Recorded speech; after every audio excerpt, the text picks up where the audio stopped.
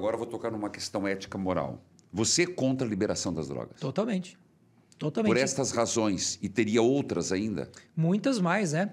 Eu sempre digo que a partir do momento em que você perdeu a sua linha de raciocínio, perdeu a capacidade de comandar o seu cérebro, bota uma coisa na tua cabeça para você levar para a sua vida inteira. Se você não comanda a sua vida, alguém vai fazer isso por você. E sabe qual que é a maior tragédia da vida de uma pessoa? É chegar ao final da vida, olhar para trás e perceber que ele foi um coadjuvante da própria vida, não o autor principal dela. Eu acho que isso é uma das coisas mais tristes que tem. Toca o sino, sacristão. Fortíssimo isso. Então você é contra. Totalmente. E por que você acha que eles estão facilitando a situação? Existe hoje um lobby muito grande de grandes indústrias interessadas na comercialização disso. O exemplo que nós temos hoje da própria maconha. Você tira da semente da maconha um óleo essencial, que é o óleo de cannabis. Isso. Quimicamente, ele é muito bom. E caríssimo, né? Caríssimo, mas aí que está o problema. Como isso é caríssimo, não tem como a gente comercializar isto por um preço menor, já que o custo de produção disso é muito alto. Uma liberalização flexibilizaria todas as regras que põem impostos sobre isso, que facilitam o trânsito disso de um país para o outro. Então, há um lobby muito grande. E eu sempre falo para as pessoas assim, o protagonismo da nossa vida não pode ser feito por outra pessoa. Ele tem que ser feito por nós. Certo. O trabalho que a gente faz, o trabalho que eu faço, o trabalho que você faz nas redes sociais, de levar essa conscientização para levar a pessoa ao processo da autonomia, é para que ela possa decidir pela própria vida. O que a gente está vendo hoje é cada vez mais a gente está na mão de alguém. Entendi. Infelizmente. Bom, voltando ao assunto do cérebro, porque hoje se fala muito de Alzheimer.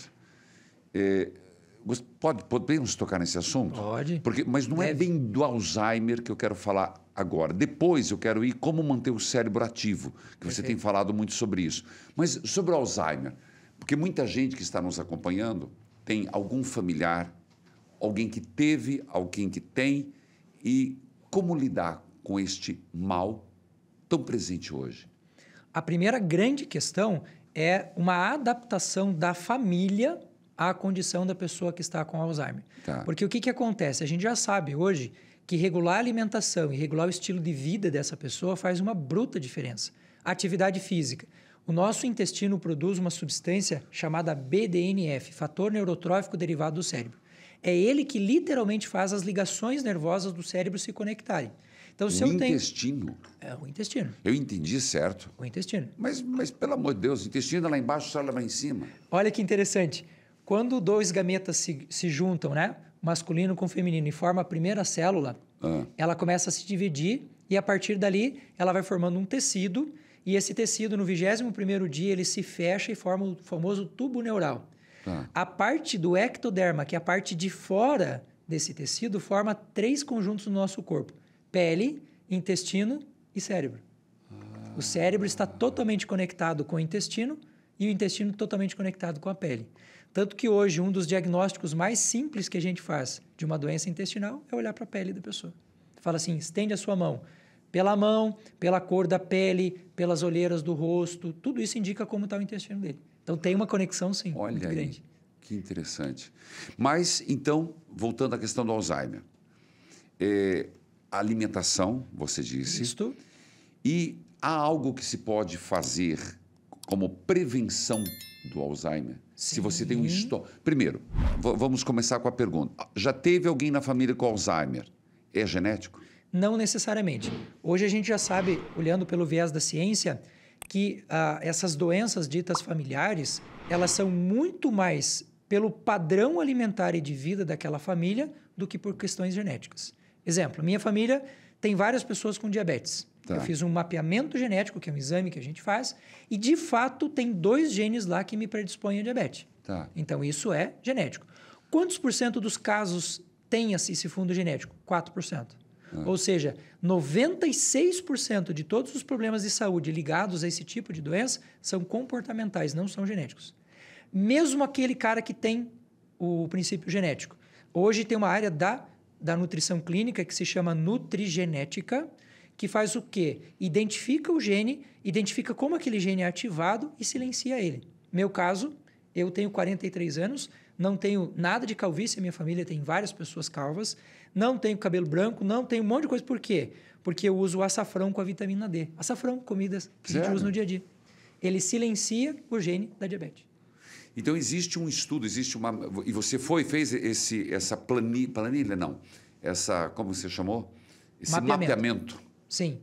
Qual é a área que cuida disso? A nutrigenética. Nutrigenética. Isso, que cuida da identificação e do silenciar este gene, né? Entendi. Ninguém é escravo da sua genética. O problema é que a pessoa tem uma predisposição, como é o caso da minha família.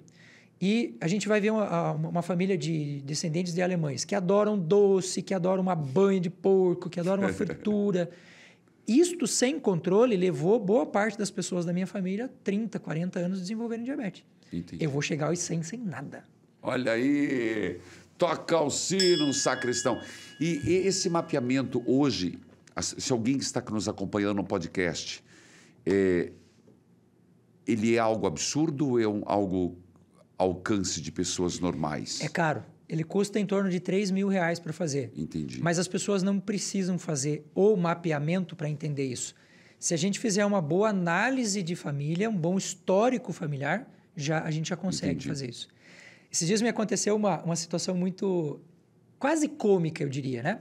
Eu atendo na minha clínica e a minha agenda, como você pode supor, é extremamente fechada. E bateu na porta da minha clínica uma senhora com 93 anos. E a minha secretária atendeu e ela falou assim, eu vim conversar com o Dr. Júlio. Eu falei, tudo bem, mas tem que entrar na lista. Ela falou, não, eu tenho 93 anos, eu tenho prioridade e eu quero. Como que eu vou dizer não para ela? Com certeza. Aí ela senta na minha sala, aquele dia sacrifiquei o meu almoço, falei, eu vou atender ela. Ela veio aqui, 93 anos e tal, e ela disse assim, eu assisti um vídeo seu no TikTok, pode imaginar? 93 anos. E ela falou, eu vi o senhor falando aquele vídeo dos 124 anos. Eu quero os meus 124 anos. Rapaz. Foi cômico, porque é engraçada a situação, mas há um fundo de verdade muito interessante. Porque ela, com 93 anos, ela veio caminhando da casa dela. Caminhando. Aí você vai investigar. Coisas que a gente nunca para pensar. Se você pegar um antepassado teu que viveu 100 anos, sem conhecer ele, eu deduzo duas coisas dele. Ele fazia muita atividade física, algumas coisas, mais de duas. Ele não dormia tarde, ele não tomava banho todo dia com sabonete. Você fala, o quê? O quê? Sabonete e o banho? Vai me tirar o banho? Não. É que a vitamina D é um dos elementos que participam desse tempo, dessa preservação do nosso genoma intacto para a gente viver muito tempo. O que a gente vê na sociedade hoje? Uma indústria que vende a ideia de saúde no banho quente todo dia, prolongado, com cloro, sabonete e esponja. Onde que a vitamina D é produzida no corpo? Embaixo da pele. Quando eu tomo um banho quente por muito tempo com sabonete e esfrego, a minha vitamina D está indo por onde? Ralo abaixo. Pelo ralo. Por isso que a gente tem uma quantidade tão grande de pessoas hoje com vitamina D baixa. Então, tem a questão genética, mas... Eu posso perguntar, porque você é o doutor, qual é a taxa normal de uma vitamina D? A gente trabalha com uma taxa ideal acima de 60 nanogramas. Então, eu vou medir lá o sangue de uma pessoa, ela precisa estar, assim, pelo menos acima de 40. A margem que os laboratórios dão hoje é entre 20 e 60. Mas essa margem não é real. Por que não é real? Quem vai fazer o exame lá no laboratório para a gente colher aquele dado como base para fazer uma média? Quem está procurando já desconfiou que alguma coisa está errada. Então, a quantidade de gente que vai fazer o exame e que está com aquela média abaixo do mínimo é muito grande. Então, hoje a gente já trabalha com essa... eu faço meu doutorado nos Estados Unidos, né? A gente já trabalha com a margem dentro da naturopatia, mantendo o cara acima de 60, que seria o máximo que a gente tem no Brasil hoje. Entendi.